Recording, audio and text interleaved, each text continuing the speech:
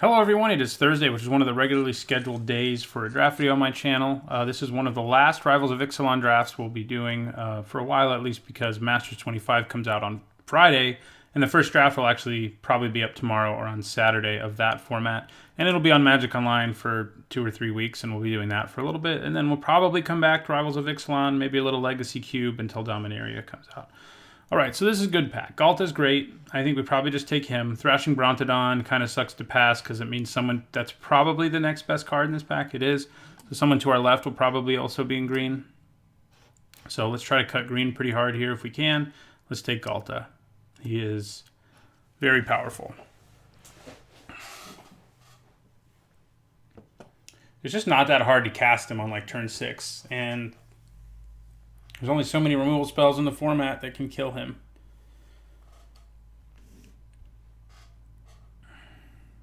And last time I had him, I drew him every game, so maybe he'll give me similar luck this time. Another Thrashing Brontodon. It's also a Reaver Ambush, but I think I take the Brontodon. Reaver Ambush is nice, but I think cutting the really good green card here. If I pass another really good green card, playing Galta is going to be really hard. So and Brontodon is great. I think Ambush is a little bit better, but not by much. So it's not like I'm taking a bad green card. It's not like I'm taking this Armasaur to keep my opponent to my left from wanting to be in green. I'm taking a very good card.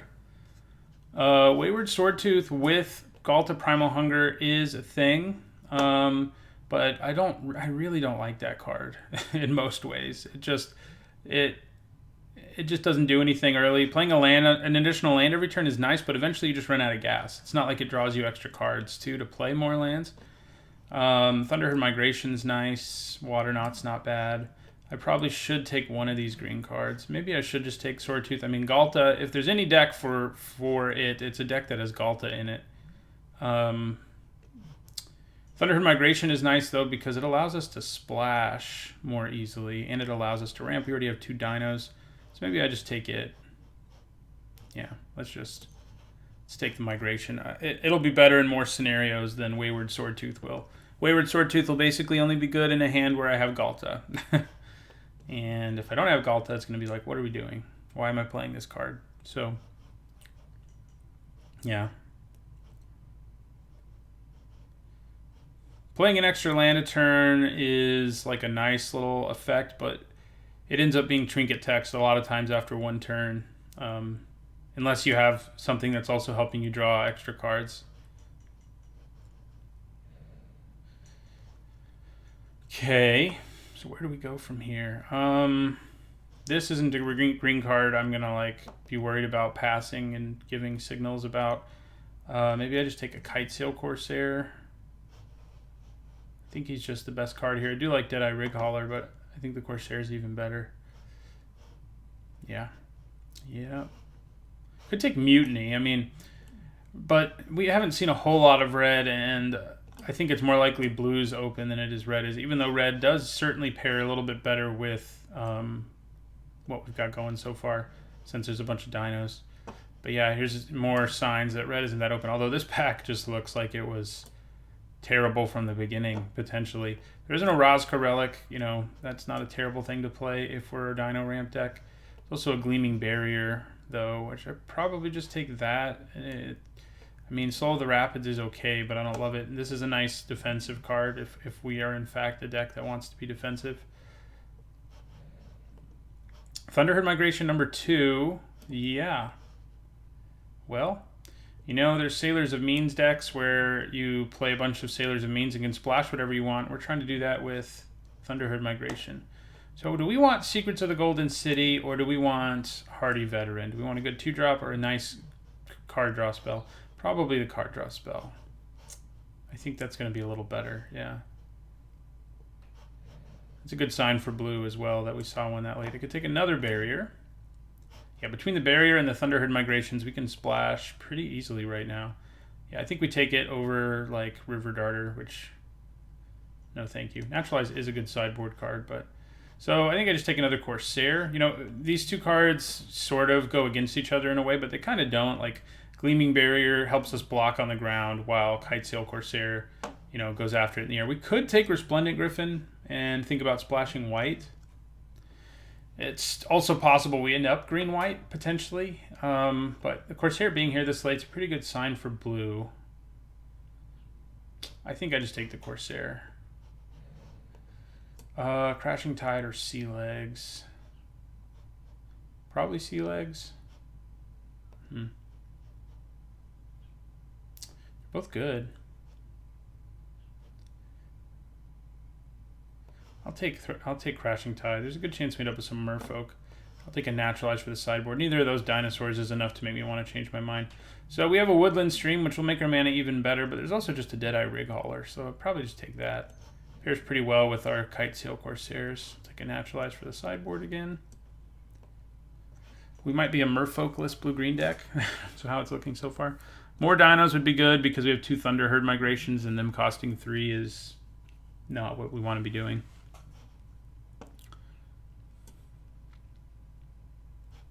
So that's something to keep in mind when evaluating whether or not we want a card.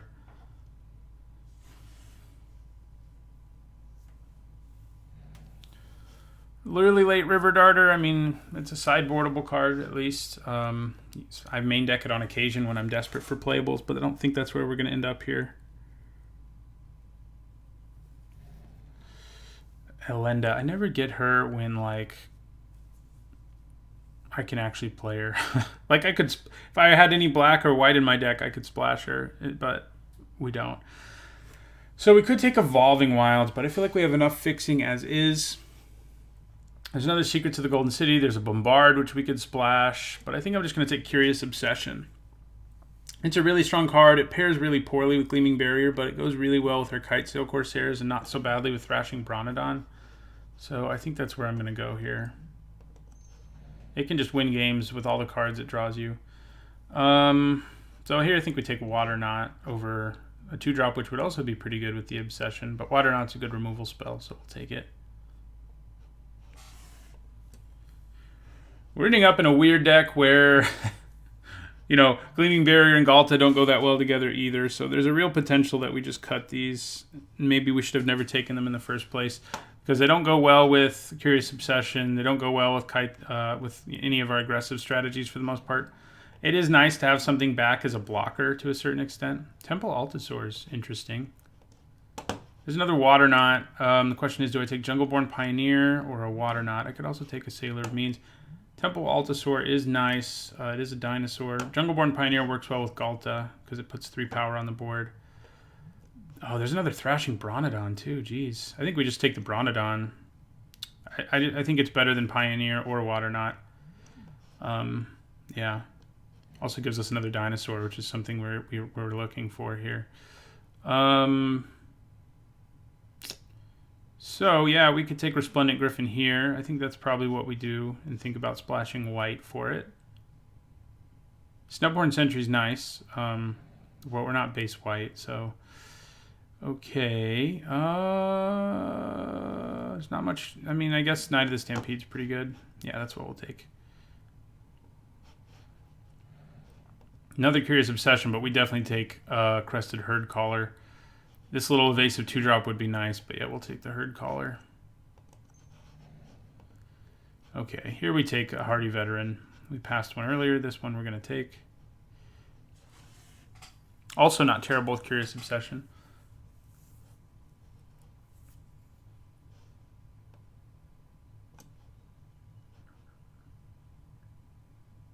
Zero Merfolk so far in our blue-green deck. That is something that can happen in this format. It's less tribal than its predecessor was.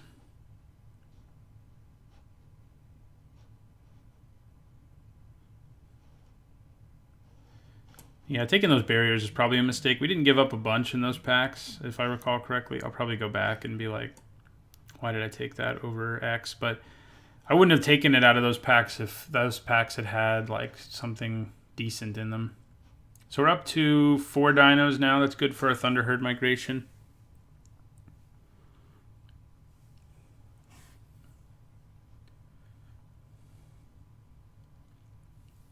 The 3-mana 4/2 green dinosaur is worth running when you have Galta. At least thinking about running.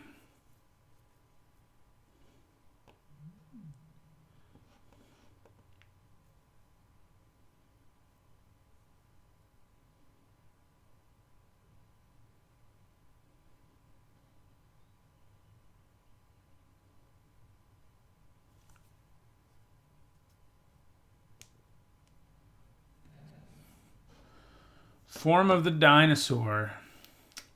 Yeah, I mean, it's a better card than I think people think it is, but I don't think we want it in our deck. Obviously, we're not red, but even if we were red, you need a super aggressive deck to take advantage. So we already have a Knight of the Stampede and Thunderherd Migration, which helps us ramp. So I think we probably just take the Dreadmaw here over Mistcloaked Herald, Sea Legs, which are the other options. More dinos. So here's what I was talking about, the 3-mana 4/2. There's also another Secrets of the Golden City, but I don't know how many of those we want. There's also an Evolving Wilds, which makes Resplendent Griffin even easier to splash. So I think I may just take the Wilds. Also makes it even easier if we open up a bomb, off-color bomb, to splash it. So we'll take the Wilds. Here, I think I'm going to take a Plummet for the sideboard over Sea Legs. Okay, so Jungleborn Pioneer. Wow, this pack is... What's going on? All of these cards are good, like cards I would take in the early-ish part of a pack. You know, you do have to be a dino deck for this, and we are splashing white, but I don't think we quite have enough dinosaurs for that to be worth it. I think we take the Pioneer in the end. Gives us our first Merfolk. And yeah, I'll take Naturalize, a third one. That guy's still here too, but I think our deck will like Resplendent Griffin. Wow, green is just really open. If you're getting all the Naturalizes for your sideboard, that's a pretty good sign. But yeah, Evolving Wilds helps us splash Resplendent Griffin and or something better that we get in the third pack.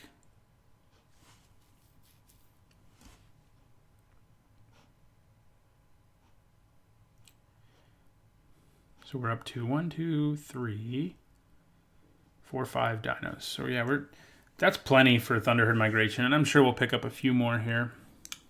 Settle the Wreckage. I wish you were easy to splash, but you're just not. Otepec Huntmaster, we could splash it, but the problem with it is it's not really worth splashing because we need to play it early for it to be good, and if you're splashing, there's no guarantee you can play it early. Probably Snapping Sailback. Yeah. Sailor Means, Tempest Caller. Yeah, I think I'd rather have Sailback.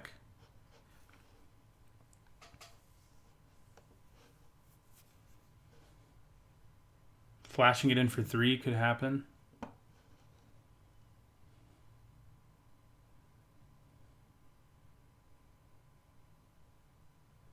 We could definitely use some more removal. I mean, we passed some to take like powerful dinosaurs like Thrashing Bronodon. We passed a Waterknot for. So more removal would be good. Unfortunately, the first 2 packs have way better removal than the third pack does, which maybe is something I should have considered. The creatures in this pack, on average anyway, I'd say are better. But the removal in the first 2 packs is far better than the removal here. Don't think we want Unclaimed Territory. Just don't have enough of a reason to play it. Might be worth something, but probably not much. People are playing it in Modern Humans and in various standard decks. This pack is not good for us. Maybe we just take a Commune with Dinosaurs. Yeah. We have enough dinosaurs, and it helps us find land, too. So I guess I'll take it. Might not make the cut in the end, but... Okay, Water Trap Weaver's pretty good. Yeah, I think it's what I take. Another Merfolk. I knew we'd end up with some. We've got Merfolk, Pirates, and Dinosaurs.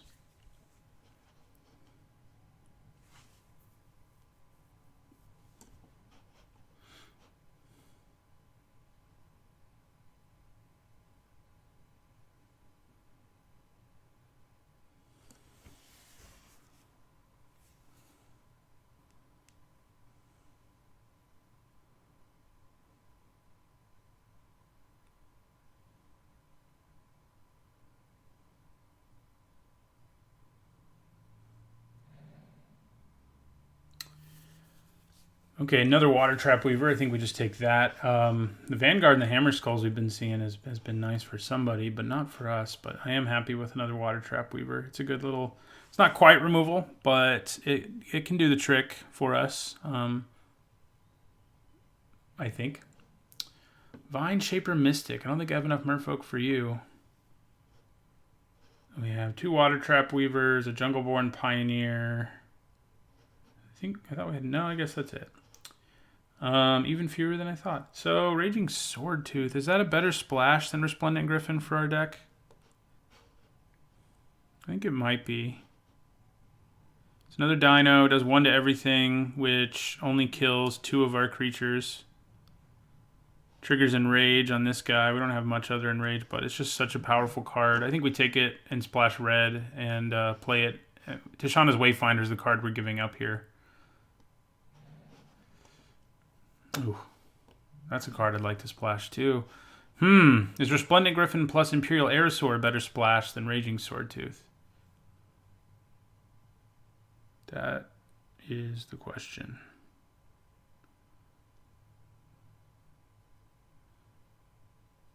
Close. I mean, what we take here, if we don't do that, is probably Deeproot Warrior. Depths of Desire does give us some more treasure, but Deeproot Warrior is a nice 2-drop. Oh, man. I think I take the Aerosaur. And that means the Griffin's back in the conversation.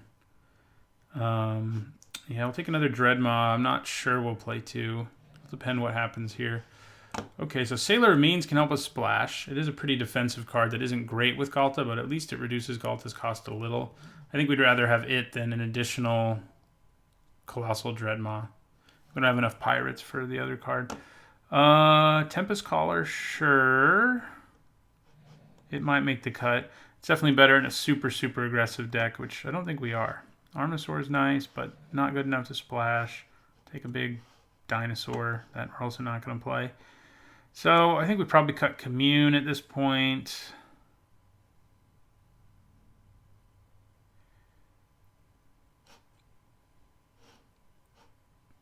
We need to go to 23. Aerosaur plus Griffin. So I think Aerosaur plus Griffin is probably better, but it puts a bigger strain on our mana than Raging Swordtooth does. Because I'm asking to find 2 white sources. I'm asking for 1 red source. Well, I have 2 cards that ask for white mana, is what I'm trying to say. They're not double white, but so drawing them when I don't have the 1 white mana I need is going to happen more frequently than it will with something like Raging Swordtooth. Still not enough Merfolk for you.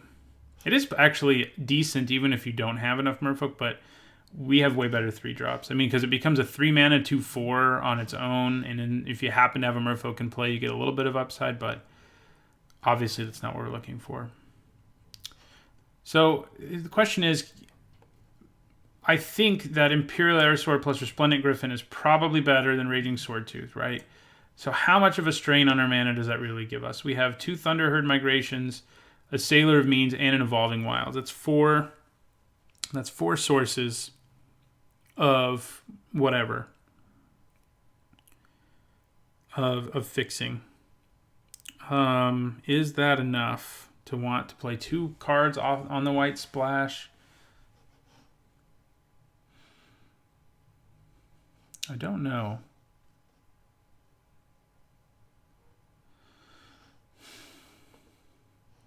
This is a hard choice. I could see going either way.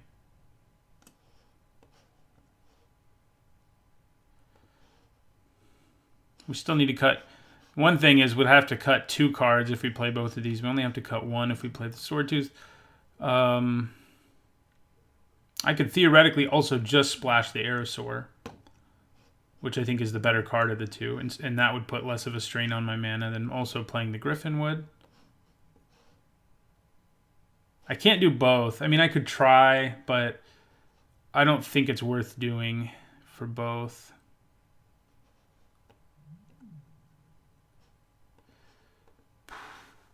Man, it's a hard decision. The downside of having so much fixing.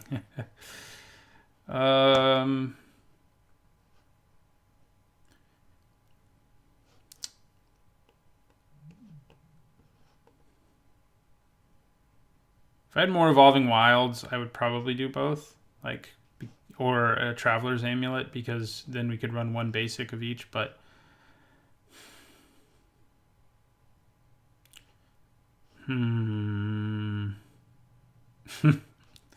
spending a long time thinking about this decision. This one's better for my curve, like if this is what I do, than the Sword Tooth is.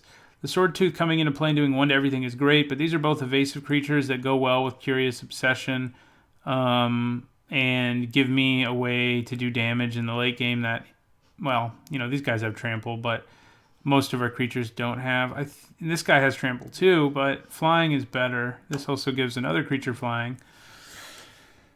Okay, I think I go with white. I could see going either way, but I think in the end I'm going to go with white, and I think I need to cut some things. Do we cut 1 Dreadmaw? I don't think so.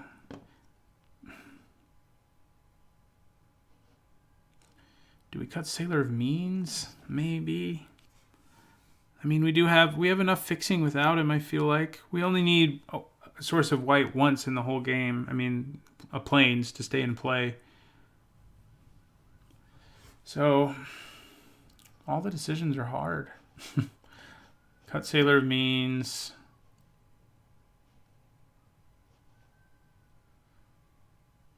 Is it just safer to just splash the Aerosaur? Is that the smarter move here?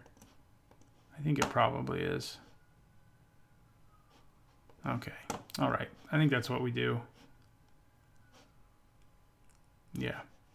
Hard decision because I do really like Resplendent Griffin, but I think that was the right decision. I think I'm going to go 8-7. We have a lot of double blues, and although I guess mostly it's green cards that, like our 2 Thunderherd migrations, help us find more blue. Yeah, plus Evolving Wilds. Yeah, that's probably fine. Like all this double green up here is kind of a pain. All right, so I think this is the deck. I'll see you guys in the first match. So obviously I also needed to add a Plains to my deck, and I did that. I almost went to the first match without the Plains in my deck, but luckily realized I didn't have it. So all right, now I'll see you guys in the first match. All right, going into the first match, we have a good hand. We have all of our colors, which is kind of surprising considering we run 1 Plains, but we also have turn 2 Corsair, maybe turn 3 Weaver. I'll probably only play the Weaver if my opponent has a creature in play, but we'll see. We will see. They probably will. I mean, they're on the play, so the chances that they have a creature in play, they'll probably play one now, in fact. Ooh, yeah, that's not the kind that we want to see either. It means they're probably going to be doing some merfolk things. That's, you know, if you can pick up a couple of those, the fact that merfolk are a little bit weaker now doesn't really matter. Wow, he's going to attack. How likely is it that they have a trick? It could be a bluff, but I feel like if you're willing to attack with your merfolk Mistbinder, you've probably got a trick. Is it worth making our opponent cast said trick?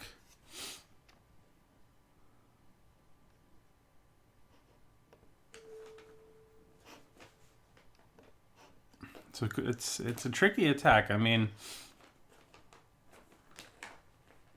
I would never do it if I didn't have a trick, but that doesn't mean my opponent's not trying to make me think that they have a trick. I think we just take it.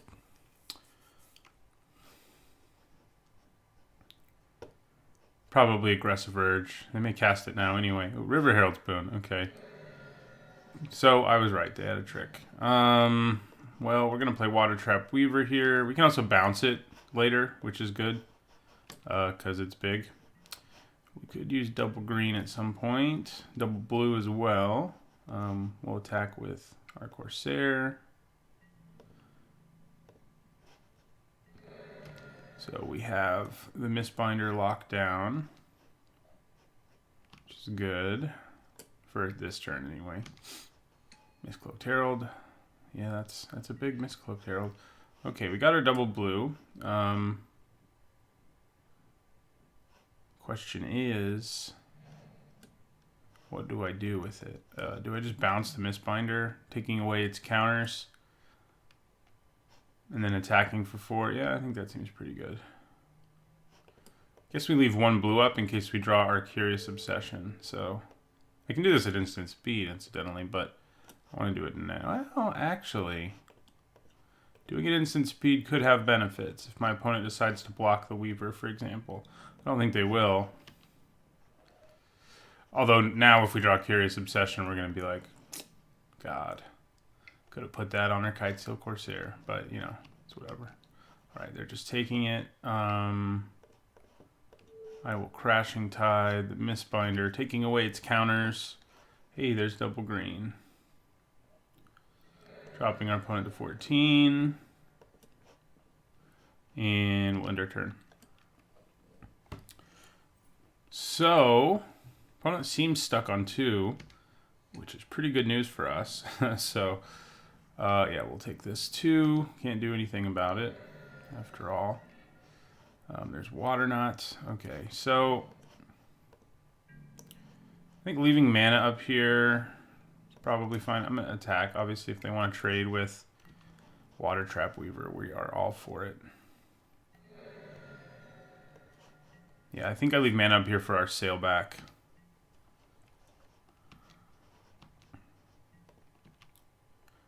It's funny that we're both blue-green, but they're like a legit Merfolk deck. Oh. Well, that's fun. Hopefully they attack with this Mistbinder and we can Sailback it. They're doing it. We're going to get him. Hello. He likes eating... I guess that's not a fish. Always thought that was a fish. It's some sort of ferret or groundhog or something that he's trying to eat.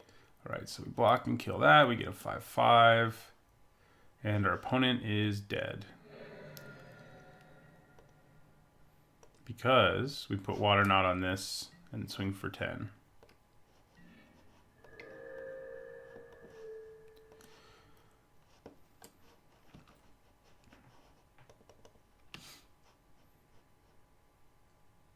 All right, game 1 is ours.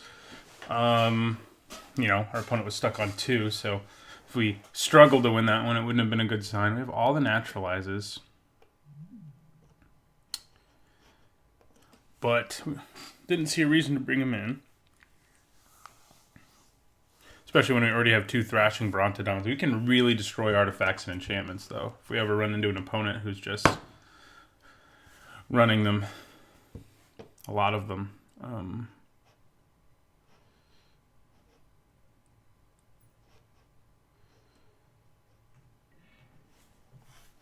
All right. Okay. Well, I think this is a keep. It's definitely slower than our last one was, but I think it's still a keep. There's a good chance our opponent, like, you know, if they have a really fast start, we could be in trouble. Well, they didn't play their 1-drop, so I'm happy about that. All right. So I was wondering if I was going to get a Plains with this. Now we definitely do. I'm just going to do it now. For our Aerosaur. So we'll get our Plains. So Brontodon, Aerosaur, Galta is kind of what we're looking at. And that's pretty good. They do have a 2-drop. I would be really surprised if they didn't. Ooh. And the River Dart is good against us. We have enough dinosaurs that line of text actually matters. Our Brontodon won't be able to block it. Our Aerosaur won't be able to block it. So this may turn into a race, but we do have Crashing Tide to help, and we also have big scary creatures for later. If they just play River Darter now, I'm going to feel like that's a victory. Okay, no, they played Siren Reaver. No, just play your River Darter. Gosh, okay, so Brontodon.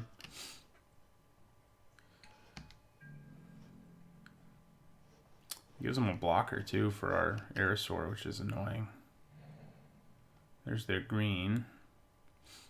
So now we have River Herald's Boon to worry about. Chances are they've only got like 1, maybe 2 now these days. Used to be you could play Merfolk decks that had like 5 of them. I know I drafted a few with like 5 of them in triple Ixalan, but it doesn't happen much anymore. So we're going to take that 3.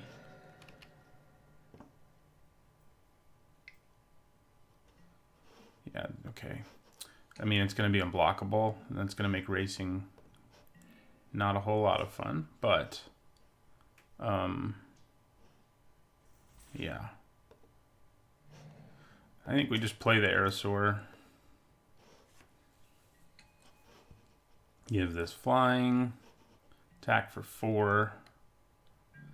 Next turn, we probably Crashing Tide something. And then the turn after that, we play Galta. And hopefully that's enough to try to get us a win here. We'll see, though. Opponent had a much faster start. All right, we get in for that 4.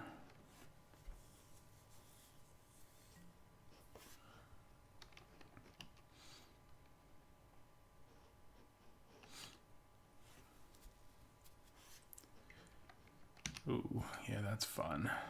So much fun. Do we just take the 9? Kind of think we do. Which is brutal, but Galta needs to cost 6 if we're going to have any chance here.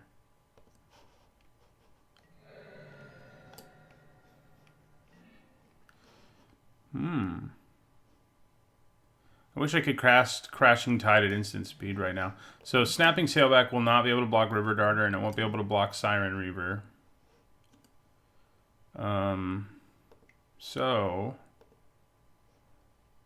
I think I bounce Siren Reaver here.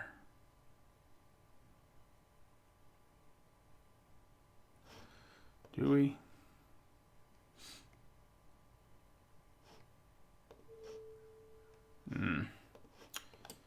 Do we?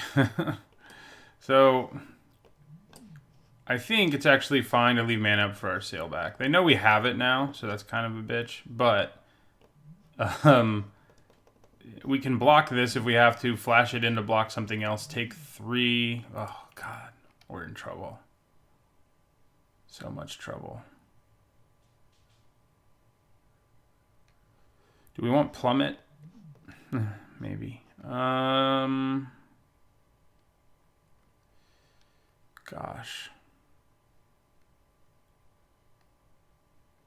Okay. I think Crashing Tide's the way to go.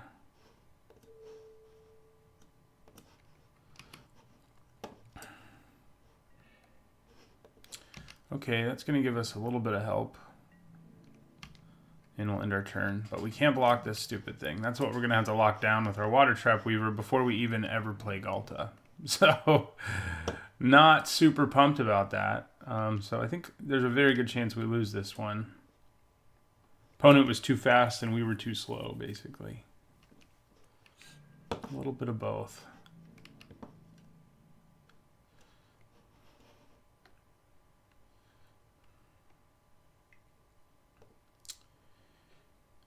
They're going to like double River Herald's Boon it and just kill us. It's possible. Nope.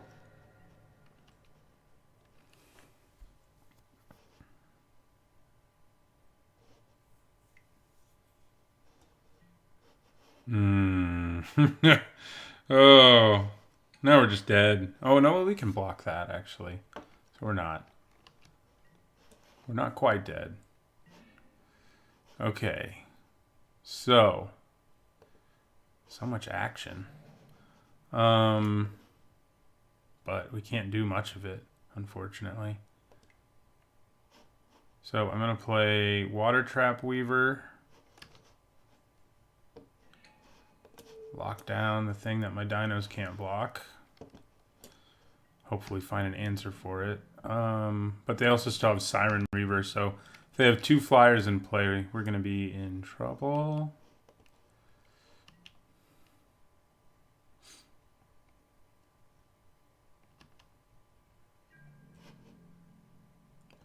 We're going to have to block this one, obviously, so...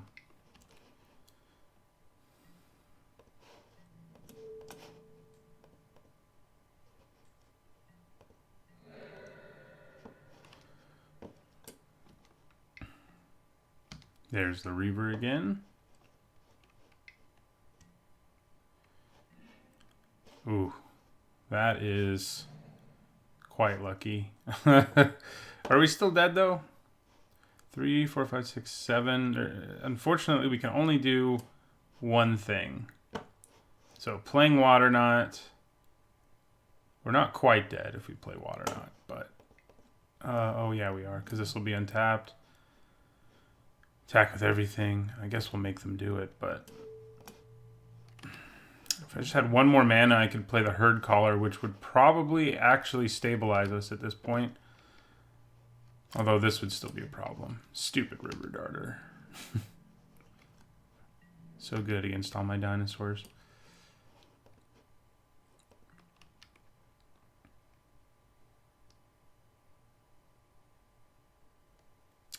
I mean, I'm dead to all of them. So yeah, I am. They're gonna attack. We don't have to wait. We're just dead to if the attacks with all the 3 drops. So Plummet. That Reaver's what we saw. Basically. Not sure that's enough. Do we want Sailor of Means? It blocks pretty freaking well against this person, but I think this will keep. We haven't gotten one of our Thunderherd migrations yet. That was a crazy game because, like, if we were just a turn faster, we would have had so much more life. So maybe being on the play will help us. Yeah, this is pretty good. We're gonna have access to all our colors right away. Something to be said for perhaps grabbing an island, but I don't think we do. Try to just kill them quickly here. Something we couldn't really do in our last game. So we could grab an island because we have Secrets of the Golden City in our hand, but I think... I mean, we're going to draw an island, you know? Like, that's just how it works. So, yeah, we'll get our 1 plains here.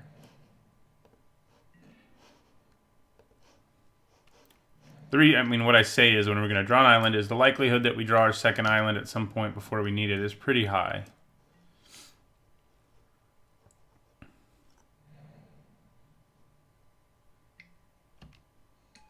It always sucks when you draw your 1-drop on turn 2, like our opponent just did. But now we really want another island, so...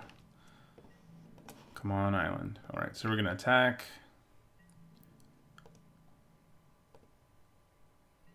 Unfortunately, we don't have anything to add to the board here.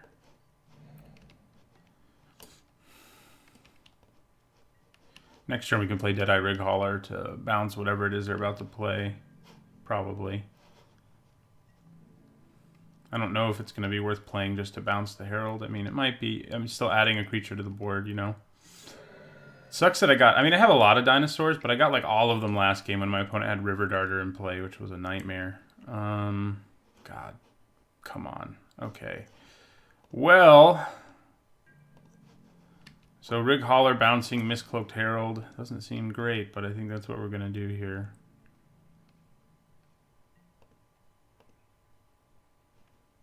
Like, this game we don't have any dinosaurs. And I'd kind of like one at this point. Could use the size. Deadeye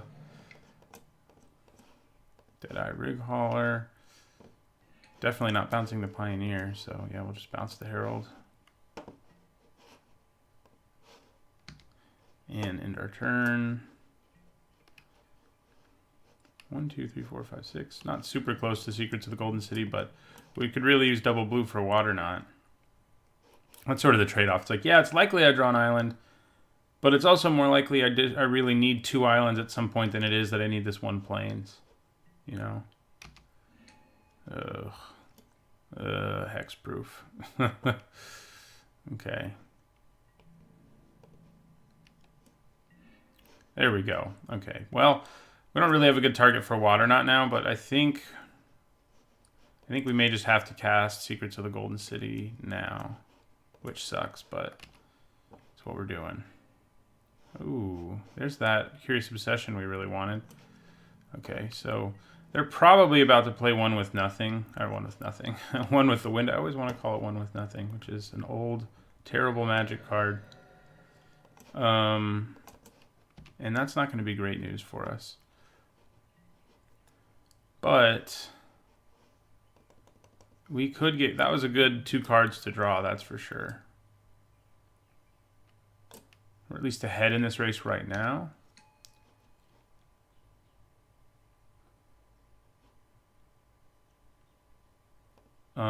Curious Obsession will help with that.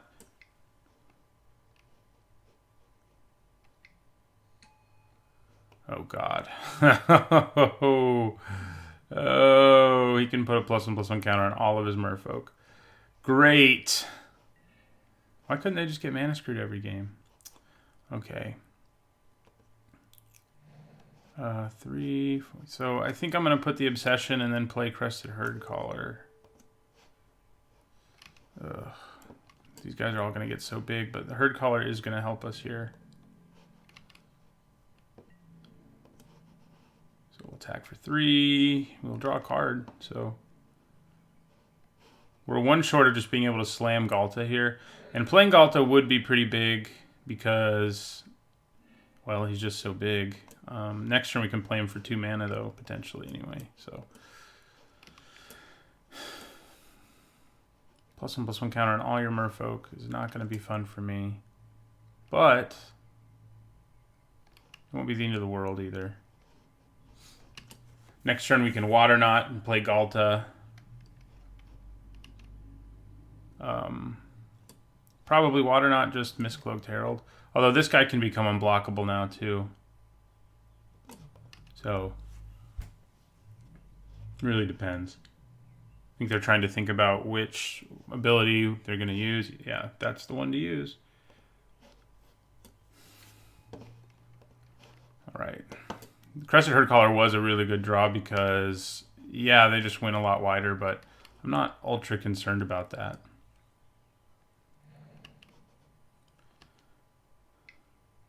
Now, I am concerned about that. That definitely slows our roll here.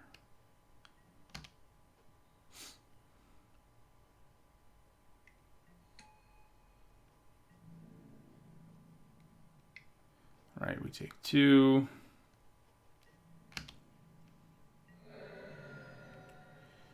God. All right. Well, so yeah, Galta costs 2. See if he can help me out here, but these merfolk are quickly going to get out of control. The thing that I'm going to do right now, though, is make them decide whether to put counters on all of them right now. And if they do that, they're taking a bunch of damage. So, or at least some damage. So, I think I stick it. Let's just put it on Kumena. Still can use his activated abilities, but he can't become unblockable anymore. So, I mean, he can, but he won't be able to attack. That's what I'm trying to say.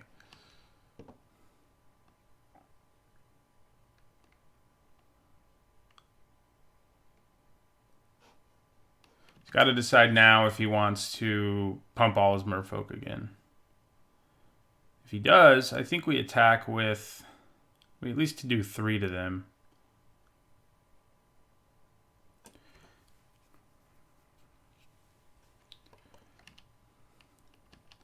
Opponent's deck is super strong. Between Kumena and at least 2 Merfolk Mistbinders. That's how you make Merfolk work in this format. And you get them all.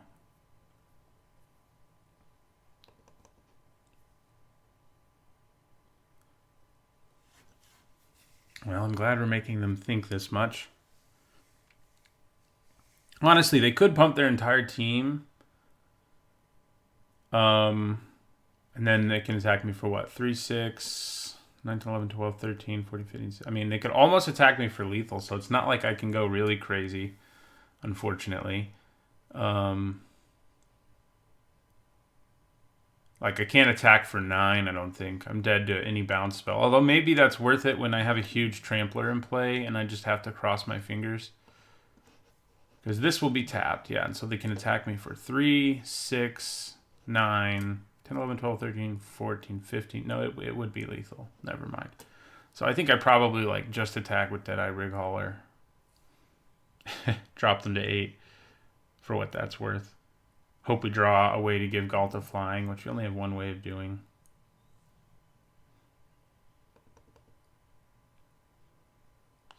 Yeah, it is a big decision. I mean, I think maybe just giving them all +1/+1 is the right decision. No, he's just going to draw a card. Which means that... Okay, well, yeah, now I can't attack, really, though. So that was smart. That was probably the best thing to do.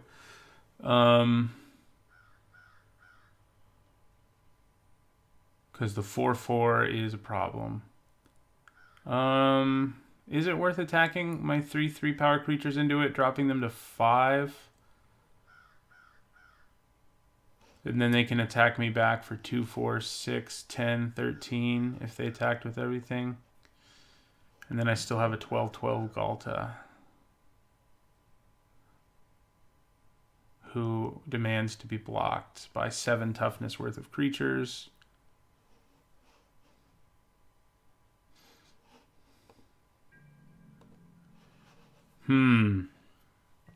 Is it worth it? They can also kill the Deadeye Rig Hauler if they block with the Merfolk token. It's a hard decision. Both of us have had a lot of thinking to do.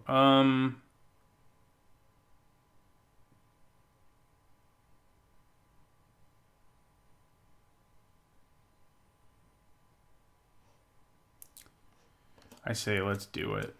If we can get them as low as possible, that's good news for Galta.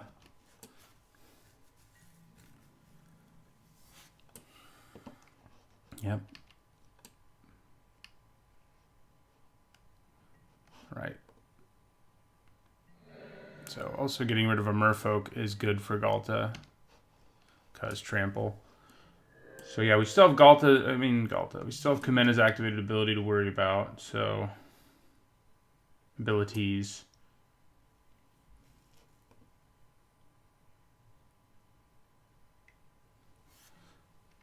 Oh, River Darter. So they can pump their whole team right now, for example. They can block and then pump everybody, which is not good news for us, or for Galta. Just give me my Aerosaurus so we can just end this. That's what we need, basically.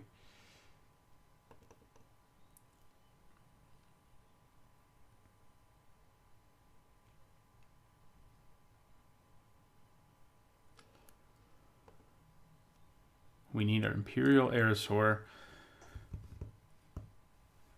I don't think we have anything else that just wins us the game right now.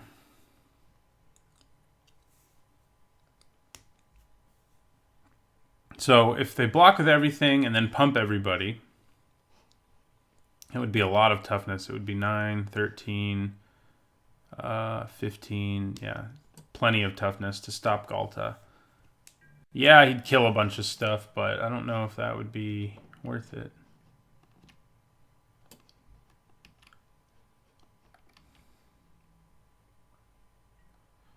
Okay. It's not really what I wanted. So if they pump everything, that means, again, 5, 9. So I can kill... I'll still kill 3 creatures, even if he pumps everybody. And that will really hamper his Kumena plan.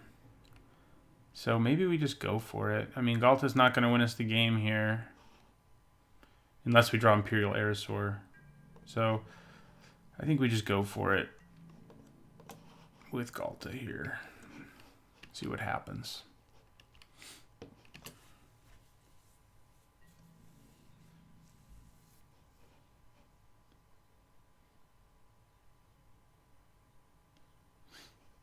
Okay. 4. So this is going to go 9. So you guys, well, not 9. Yeah, 9. 9 toughness will be there. And then that'll be 12. I think killing these 3 is the best plan. Now, if they also have River Herald's Boon or something here, we're going to cry. But yeah, I think that's what we do.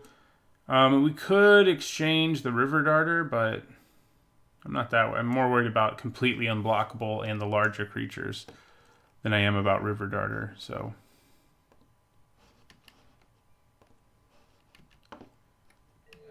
Wow, what? No activated ability usage? I'm going to kill 4 merfolk. Incredible. I did not see that coming. I think that must have been a mistake on their part. He can still use that ability. Maybe they don't realize that.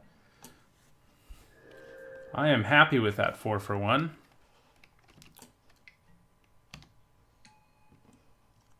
River Darter can mess me up right now, but... Okay. Worth attacking with both my creatures. Opponents at 8. They'd have to double block. Yeah, I think it's worth it. Double block to kill one of them, I mean. Which do we want dead more? I guess the River Darter. Drops them to 6. We'll hold on to cards to bluff and we'll end our turn. We do not want them to build up a bunch more merfolk because of Kumena. So, and that's why I thought it was worth it just to kill 3 merfolk. So killing 4 was awesome. Ooh, there you are, big dinosaur. Attack. We can actually knock the Water Knot off of our dude at the end of our opponent's next turn. That might just be worth it with Brontodon as opposed to the other options. River Herald's Boon? Yes. Okay, so 4-3. Alright, we're going to play Brontodon here.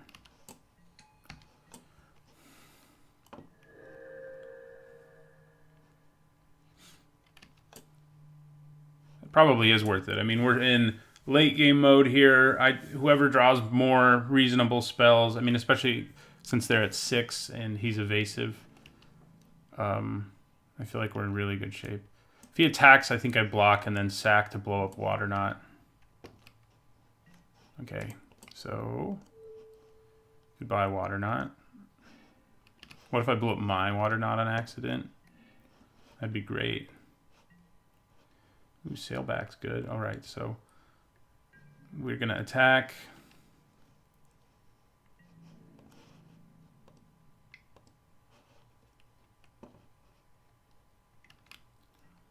Oh man, that's not cool. All right, well, we're gonna replay the Corsair and we can flash in Sailback at the end of their turn. We only got to draw 1 card off of that Curious Obsession.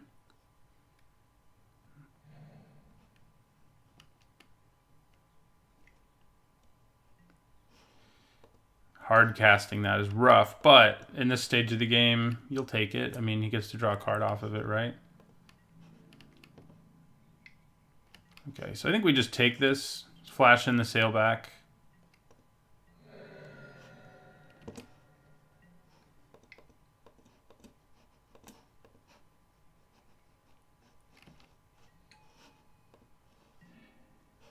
Ooh, there we go. So Water Trap Weaver. It's a good draw. I think we're going to get there. Don't know if we would have if our opponent used Kumena's ability, but they didn't. So we won. I'll see you guys in the next match. All right, going into match 2. We're 1-0. I think we probably mulligan this just because it's like such a clunky hand. So yeah, we're going to mulligan it. I think this one is better. Not in love with it or anything. We definitely put that on the bottom. Probably, I mean, there's a good chance we just have to grab Forest with Evolving Wilds here. So,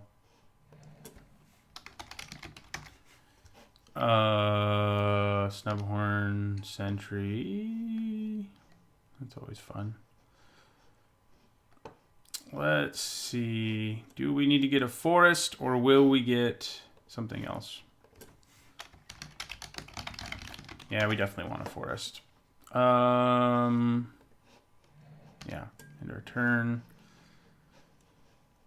So they might be like a blue-white Ascend deck. They could also be like a black-white control deck. Those are the sort of the most likely places for Snubhorn Sentry to be doing his thing.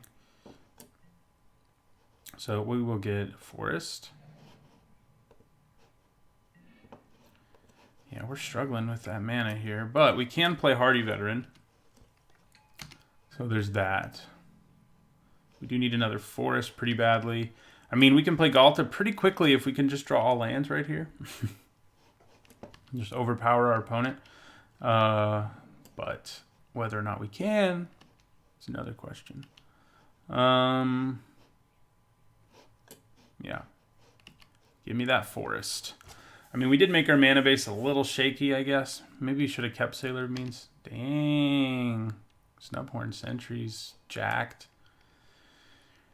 Okay. All right, well, we drew an island, which means we can water knot at least. Do we water knot? I don't think so. I think we just pass turn. I think we can hold on to it. Yeah, it looks like black-white, like vampire control, most likely. 1, 2, 3, 4, 5, 6, 7. Yeah, the sentry. Once the sentry ascends, we probably want to water knot it. Because it is scary. Okay, so they go to 21, we go to 19. Can we hit a Forest? Just give me forest, and things will be good for us. I believe that's not a Forest, but at least it's something we can play, and it works pretty well with Curious Obsession, though less so when your opponent also has Skymarch Bloodletter in play. So, yeah, so 1, 2, 3, 4, 5, 6, 7, 8. So they may get the City's Blessing here. We'll just have to see. There's a good chance they do. If they play a land and a permanent, they have the City's Blessing. And then this will be a 3-4. Just a 3-4. I was thinking it would be a 3-7. But it only pumps its power. What's happening? Big Ceratops. Yeah, there's their City's Blessing. 4-4. Yeah, don't know how I was getting 3-4. Okay, so we're just going to take it. We're in trouble, though, obviously enough. Our Brontodon can obviously blow up Squire's Devotion. Well, I think I'm going to do this. And then water, not probably the Sentry. It's a much bigger problem than this other stuff. We need cards. We may only draw one card off of this. But we'll see. We shall see. All right, we're going to attack for 3. And then water not the Sentry. It's more of a problem. It just throws things completely out of whack for us because, you know, it makes racing impossible.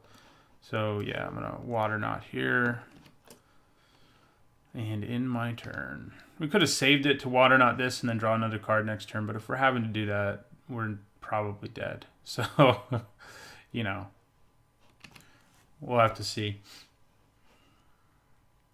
Have we cast Galta at all? You know, yeah, we did. Yeah, in that last game we did. When he ran over like 5 merfolk. Ouch. Yeah. It's not good. Crested Herd Caller would go a long way to helping us stabilize, and it would also help us cast our friend Galta. So I think that's sort of what we're aiming for, is that Forest. Plains? Wow. I'm so glad I have all these double Forest cards in my hand. I think we're probably dead. We're close. Herd Caller still goes a pretty long way towards stabilizing us. But man, I guess our mana is a little rough. We've definitely had considerable problems with it. All right, we're going to go to 3.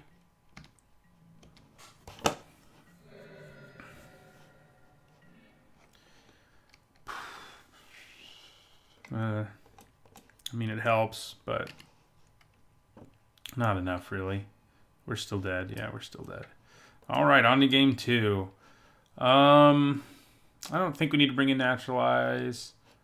Let's look at our mana here, see if I really screwed up on the number of forests we're running. 1, 2, 3, 4, 5, 6, 7, 8. I mean, basically have 9 green sources. That's not that bad. I haven't seen Thunderherd Migration at all, which is weird. That's kind of how we ended up in this deck. So, would be nice to get that. Plummet, I mean, meh. Black-White, I mean, they have some flyers, but we saw one. So, yeah, not enough of a reason to bring it in, I don't think.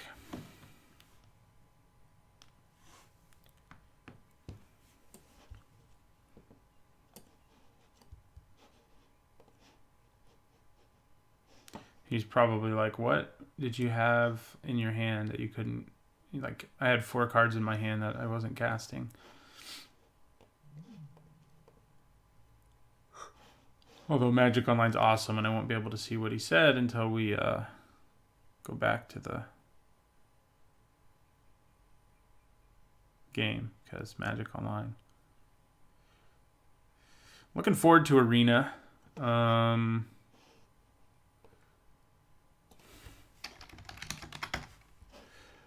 Well, opponent might get to a 3-0. All right, let's see.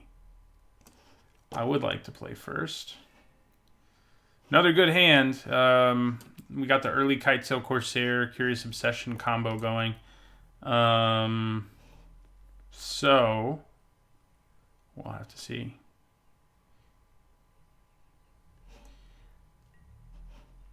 Yeah. Doesn't really matter. We don't have like a double blue or a double green card.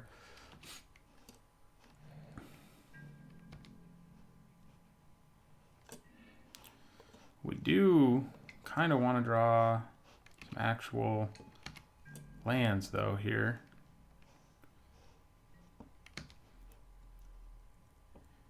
So, if they don't tap out here, I'm a little scared of trying to play Curious Obsession. So I wouldn't mind drawing a forest so I can just play Brontodon instead. Because Moment of Craving wrecks my world. God. Ugh. We're going to do it. I don't like it, but we're going to do it. Are they going to blow us out? Did they get a 2-for-1? Please, God, no. No. I need the card. Please. Please let me draw a card. Just getting one card feels like a victory when I'm worried about Moment of Craving. It is not a land, but, you know, even when you don't draw a land, when you desperately need one off of an extra card drawn, you are one card closer, you know? So, no matter what, we're one card closer to a land than we would have been. That's how I look at it. If they play a Bloodletter here, it's going to be a little annoying. They do. But, I mean, I drew a card. In the end, it's just sort of breaking even. So if I drew an island, I would probably slam Waterknot. But what is even going on here?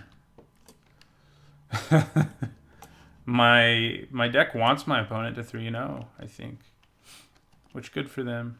But the mana issues have not been fun.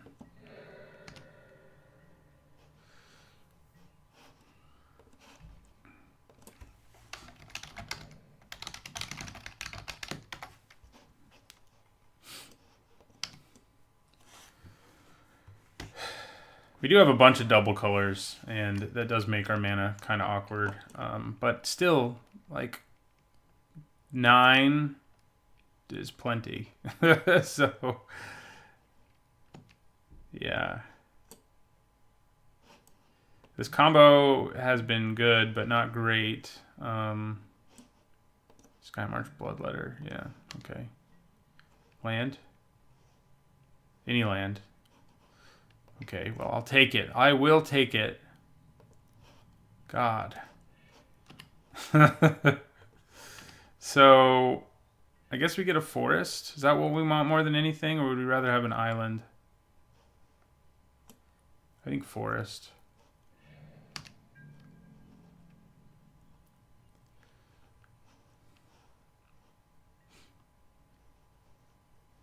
Brontodon has been thrashing about in my hand for a long time. So we're going to take 3 this turn. Yeah. We're going to take 4, actually. Bloodletter will drain us for 1.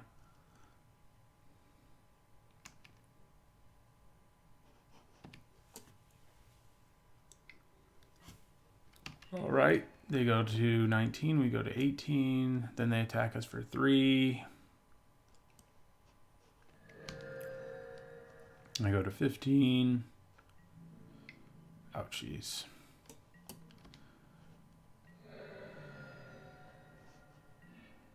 Okay.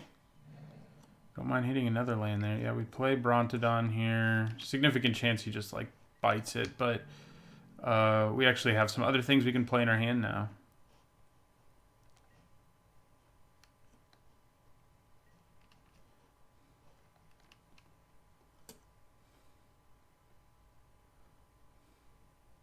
Kind of would like another island, but yep, that's good. So that'll pump this guy to a 3/3, so at least he won't be able to attack.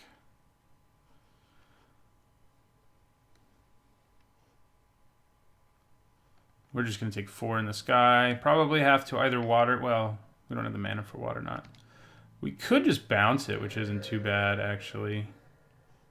Huh. I think that's what we do with Deadeye Rig Hauler. I think we attack with our Bronodon. They don't have good blocks, so we're going to get in for it. Then we're going to play Deadeye Rig Hauler. Doesn't mean they get that enter the battlefield trigger again, and it isn't an irrelevant one. So, but getting rid of the Squire's Devotion is most certainly worth it. Then we'll end our turn.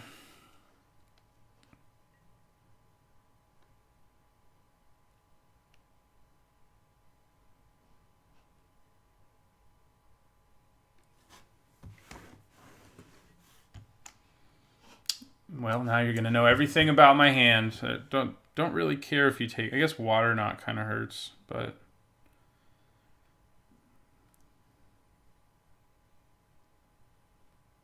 I don't hate them taking a turn to do this. By the way, I'm pretty cool with it. We do have Galta, so it's nice that we don't have him in our hand. But the double Colossal Dreadmaw right now is pretty annoying.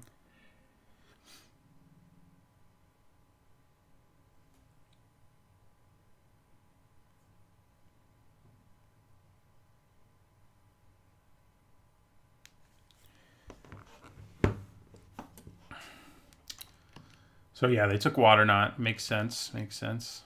Sky March Aspirant. Okay. So they can attack with this, but I think we would just trade with him if that's what they decided to do here. Ah, that's smart. Yeah. That's less worth trading with. And I don't think we will. We'll just go to 9. Okay, another forest. We really want is an island, but 1, 2, 3, 4, 5, 6, 7. Okay, well, we're gonna play the Weaver. It's not the best use of it ever, but getting another creature out there seems pretty good to me. I think we tap down. Do we tap down the Aspirant, or do we tap down the Forerunner? Oh, I think we tap down the Aspirant. There's a possibility they get a City's Blessing, so well, what the hell. A little aggressive, but I don't think it's bad.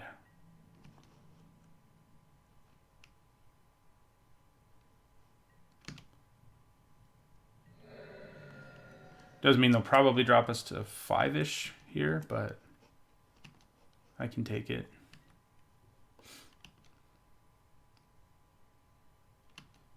Maybe.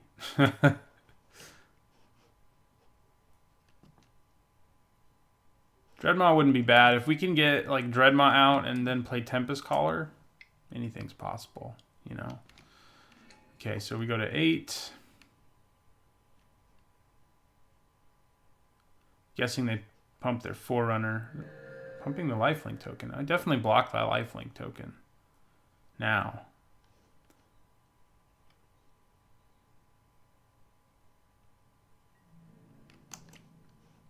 Yeah, we block it.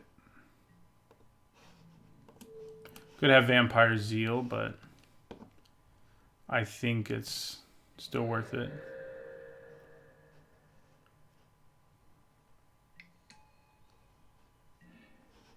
Okay, so we can play our Dreadmaw.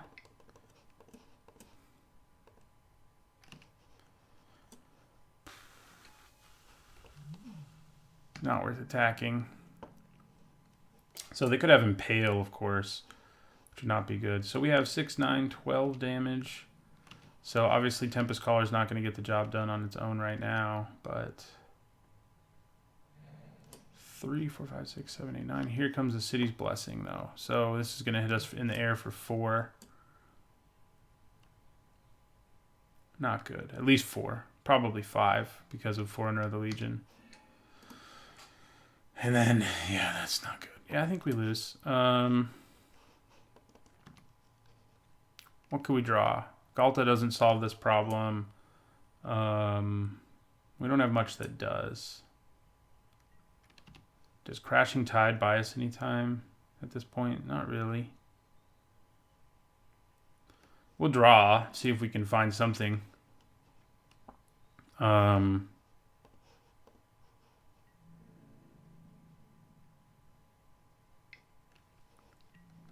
That's conservative, but sounds good to me.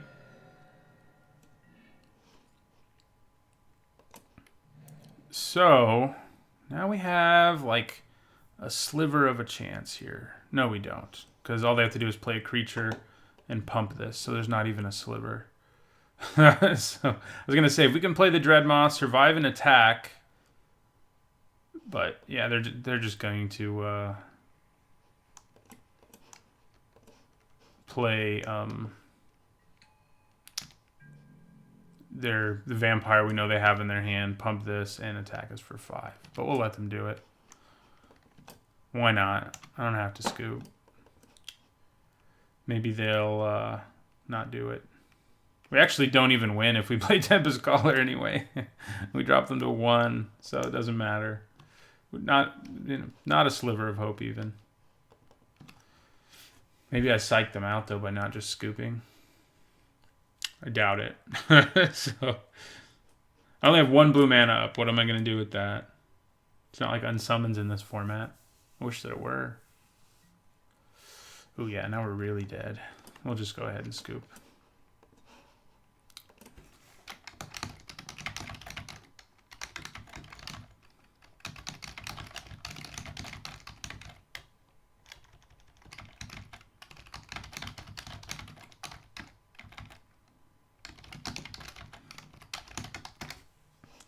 And scoop.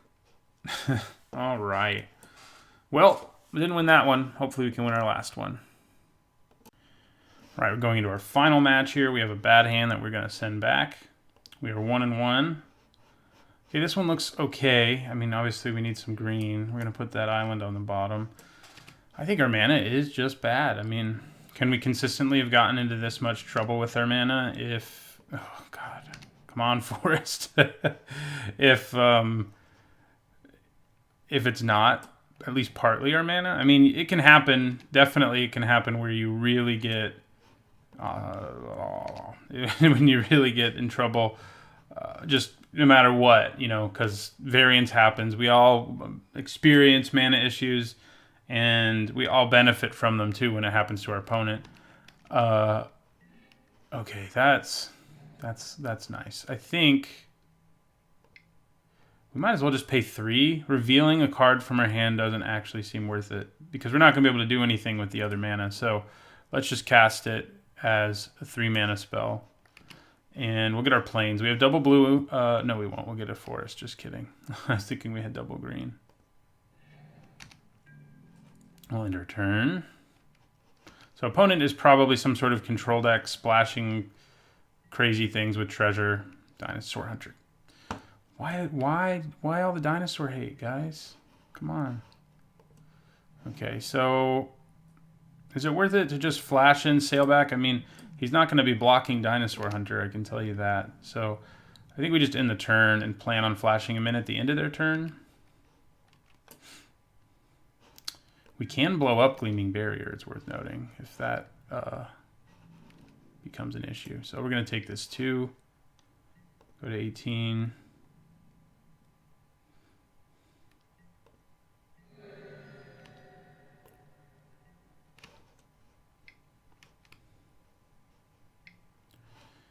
Okay, we definitely just discard the land. Now that we have double blue and double green, that doesn't feel too terrible. We're going to flash in Snapping Sailback. And we're going to attack with Snapping Sailback. Then play Thrashing Brontodon.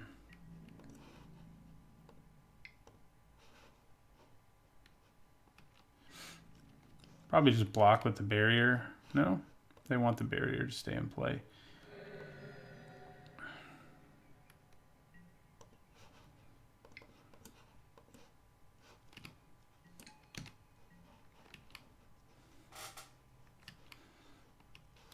So Dinosaur Hunter is really obnoxious, but we can tap him down and we can bounce him. So it's not the end of the world.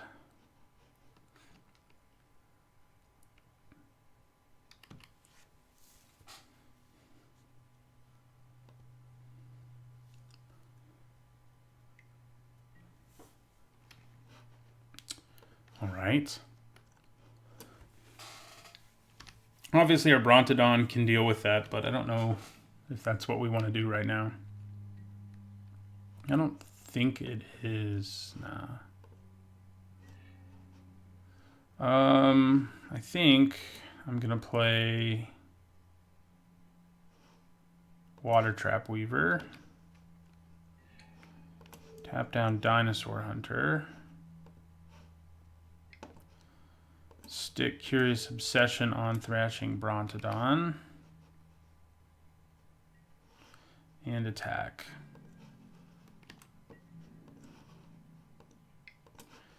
Now they probably block it with their barrier because they don't want me to draw a card. Plus it ramps them, fixes them, etc. So there goes the barrier. We have a bounce spell to, like, if they play something scary here, bounce it and be able to attack.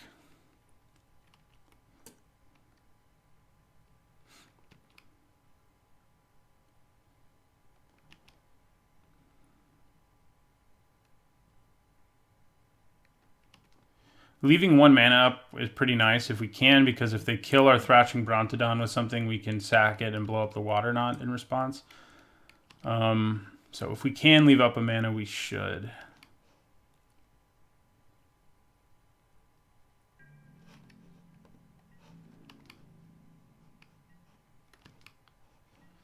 Interesting. I'm sure they have something planned for us here, right? Both are Dreadmaws again. All right, so let's go to combat, see what happens. Attack with both of them. See what happens. We can cast this at instant speed right now, by the way, so could come up. It could come up.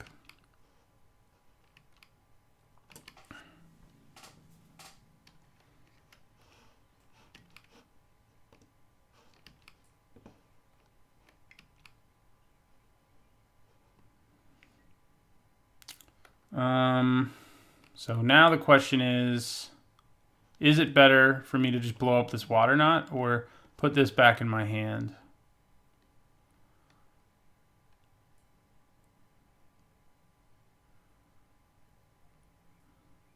Probably the Water Knot plan is better.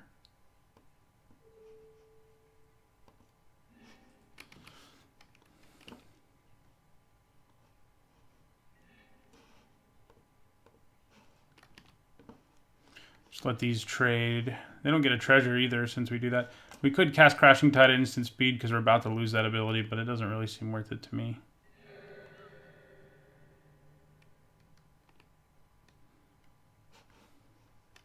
Curious Obsession has not delivered at all in this draft. I mean, I've had it be really good for me. This is not one of those times. People have found, you know, it does turn the creature into a must-kill, basically, but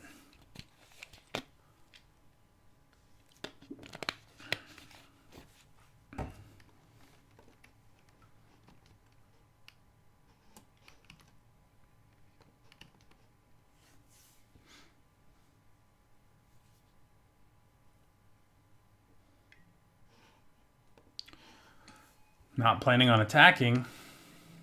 I read them, I probably would have. Like, looting is worth taking 4 damage, I feel like. Could be wrong. Okay. We're going to bounce the Dinosaur Hunter. Not the greatest use of Crashing Tide, but it is obnoxious for our opponent. We do get to draw a card, too. Ooh, and it's Galta. I like that. If they block, this becomes a 5/5. Of course, Galta...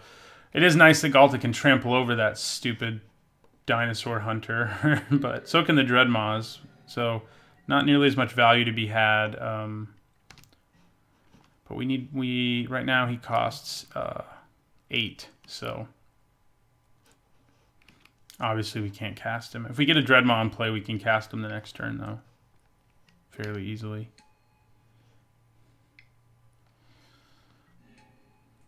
Ooh, Slippery Scoundrel will slowly kill us.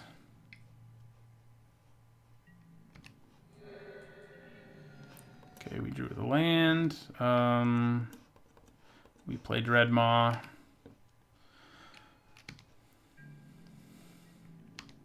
So Galta costs 2 right now.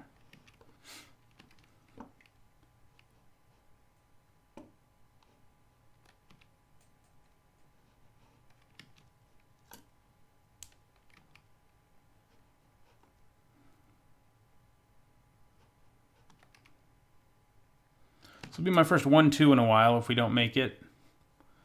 So hopefully we can make it. My win percentage in this format's about 65%, which means on average I go about 2-1. That's pretty true. I very rarely do worse. I also only have 5 trophies, but I do. I mean, there's a few drafts I've posted where I've done worse than that. Now it can kill us even more quickly, so that's cool. 4-turn clock. Yeah, we can put them on a clock too.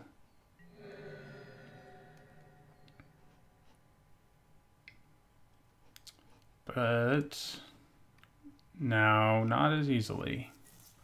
Okay.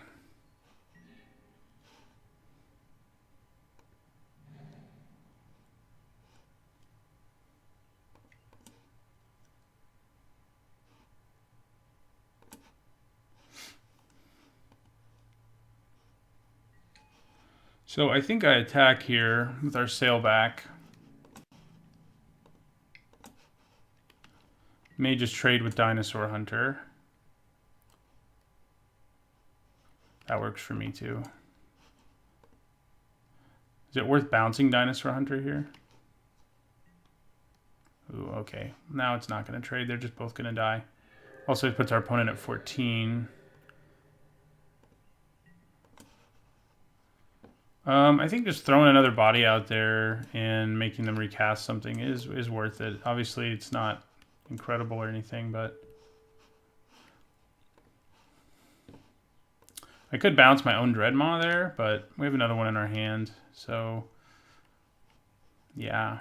I mean, and he tramples over Dinosaur Hunter for 10 right now, so that's pretty good. Damn it, Gleaming Barrier. Okay, we go to 8. 4, 5, 6, 7. Yeah, okay. Well, we've got to attack with Galta.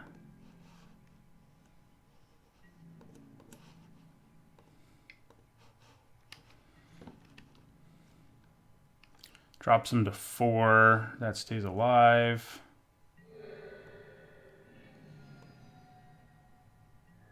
Galta dies.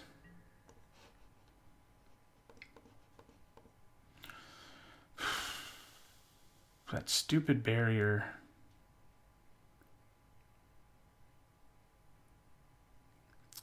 I think it's very probable that that barrier is going to keep us from winning. It's going to be close, though. Depends what they draw here. I hope they draw a land. If they draw a land, I think we can win. If they draw anything else, basically anything else, I think we lose.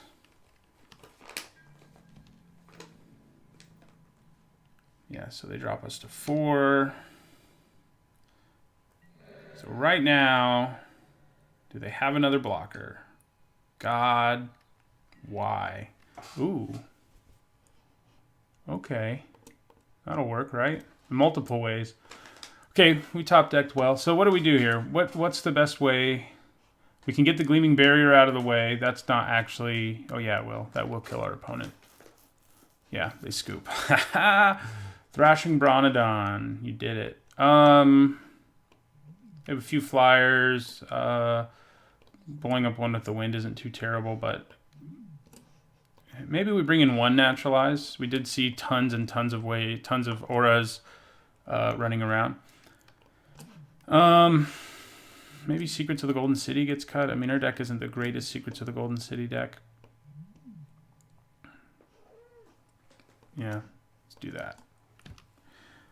That's better in like a mid-rangey kind of deck than it is in ours.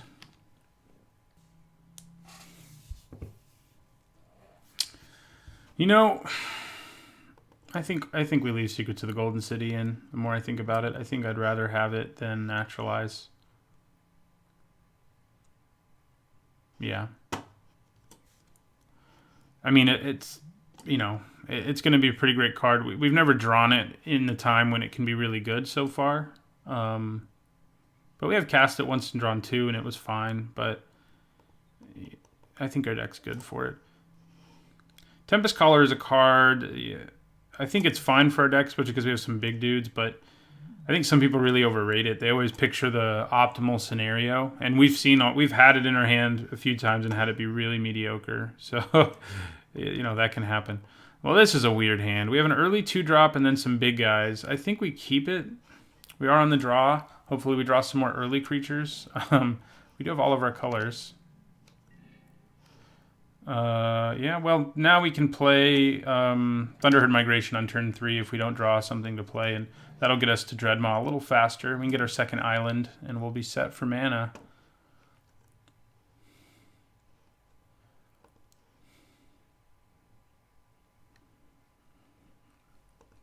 We will be set for mana. There's that barrier. Ooh, double Thunderherd Migration. Alright, so yeah, we definitely play the Corsair here. We can put pressure on our opponent, fly over this barrier. So he may get Moment of Craving, but that's okay. I can take it. Nope, just Dinosaur Hunter. If they had any extras of those, they surely brought that in, right? So this is another scenario where revealing a card from my hand just isn't, there's no point in doing it because I can't actually cast anything else this turn, and there's no reason to give our opponent that additional information just so we can leave 1 mana untapped. Like, they're both very small edges. Like, if I have 1 mana untapped, I can bluff that I have a trick or something, but I'm not going to have an untapped creature, so it won't matter. So I think it's better to just cast it for the full cost. That way they don't know we have Dreadmaw in our hand. And yeah, we'll get an island. And we should not have mana problems in this game. Not a shortage of the right color, anyway.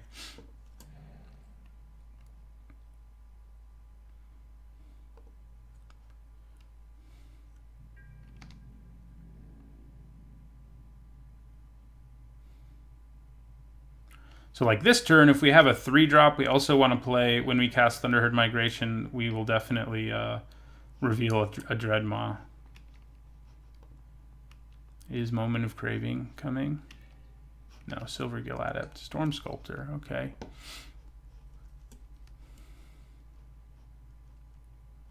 I would like to draw another creature here. Uh-oh, Moment of Craving. We still do have the mana for it now. But they are playing a bunch more creatures, which isn't great for us right now, given what we've got going on. Luminous Bonds. Okay, so now we definitely... This time, though, we can reveal... Oh, no, we can't. We can't cast both, but that's okay. That's fine.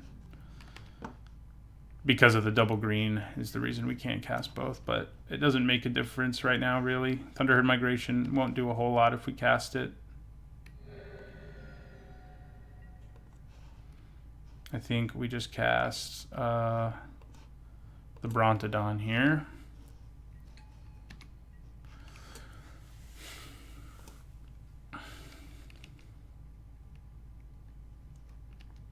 So I block one of these if they attack. There's a good chance our opponent plays Storm Sculptor here.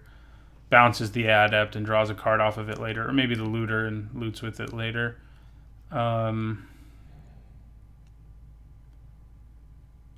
But, yeah, I mean, that seems like their most likely play here. They may attack with Dinosaur Hunter and then do that. Seems pretty good. My Brontodon can't attack through Gleaming Barrier, so... no. What do they return? Adept or Looter? Adept. Probably have another Merfolk in their hand.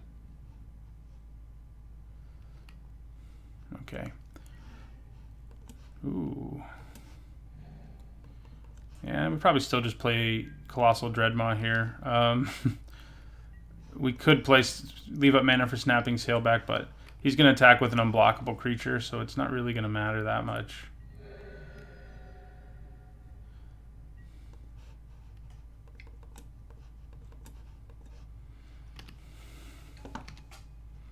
Be a good time to draw Galta.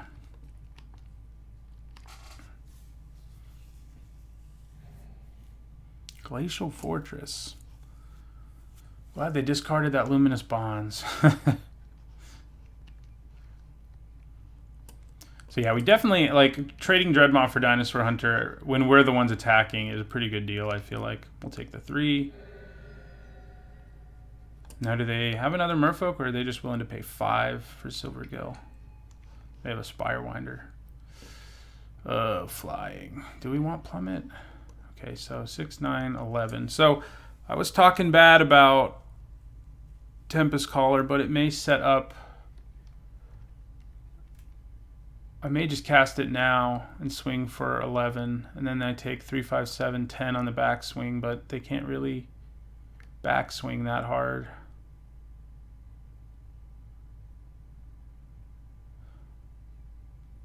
I could also attack with this Dreadmaw, play another Dreadmaw next turn, but I think Tempest Caller is probably better.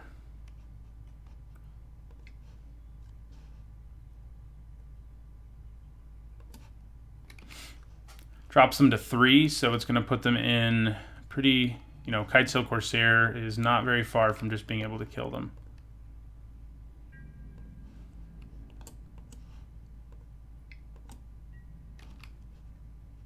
All right. Now we will cast the Migration. We'll reveal Snapping Sailback. And we'll get another island. Thins out our deck, gives us more mana for whatever. So they can attack us for 6 that we can't block, basically. So it's going to still be a close-ish race. One kind of fun thing we can do is... see if they have removal here. One kind of fun thing we can do, though, is if they block, like, Colossal Dreadmaw with Gleaming Barrier, we can blow up the barrier and just trample over for the full damage.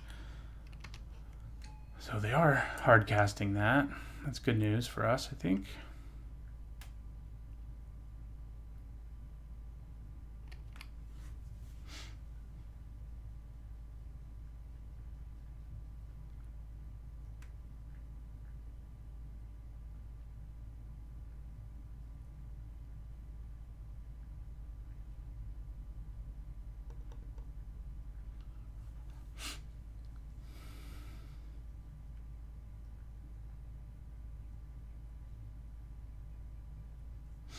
I mean, they're not dead. They're not outright dead right now. I would need... I mean, there's a couple cards I can draw. Curious Obsession and our Aerosaur that we're splashing. Either of those would just win me the game right away. Other than that, I don't think we have anything, though, to do this last 3 damage. It's going to take us a couple turns. Ooh. That's not good. So yeah, that was good that was smart of our opponent. That makes it so lethal is imminent next turn. Why couldn't we have another really good top deck? Okay, so I think we attack with everything and hope something breaks our way. I don't think it will, but we're dead next turn anyway, right? So Attack with everything. The Dreadmaw really presents a problem, and these two together are lethal. But if he can stop these two... What I'm hoping basically is that they use Gleaming Barrier here, and then I can blow it up and trample over for lethal. That's my hope.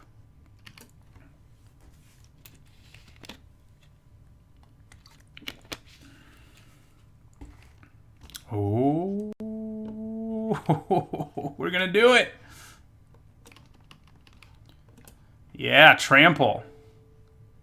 Get out of here. Trample for 5.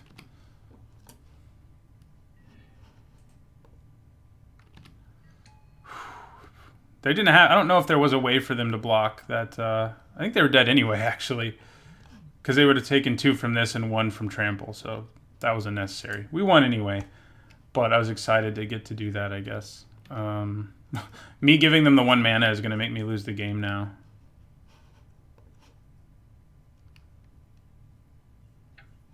You didn't realize it was artifacts too.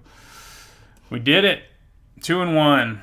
Had a couple of opponents' misplays help us get there, but I misplay enough and people benefit from it enough that I think that's fine. So this will be the last Rivals of Ixalan draft for a while. Gonna do some Masters 25 for a few weeks. I think it's 3 weeks, at least 2 a week. Hopefully I'll do more. I'm back in another period where I have a little more free time because I have my doctoral defense on April 4th. And I've sent my dissertation to my committee, so I'm kind of just chilling. I mean, I have some teaching responsibilities and stuff, but compared to normal, I have more free time. So hopefully I'll do more than just 2 Masters 25 drafts a week, but I think we'll probably still do a little of this format. I really enjoy this format, and I think Modern Cube will be on after Masters 25 goes off, and at that point, I may do 1 Rivals of Ixalan draft and 1 Modern Cube draft a week or something like that. So, but we'll see. I'll run a poll. So, thanks for watching. I'll see you guys in the next draft video. And actually, I should note, probably a new draft video, an extra one will be up tomorrow because Masters 25 goes up on Magic Online tomorrow. So, there'll be an extra one this week. So, anyway, thanks for watching.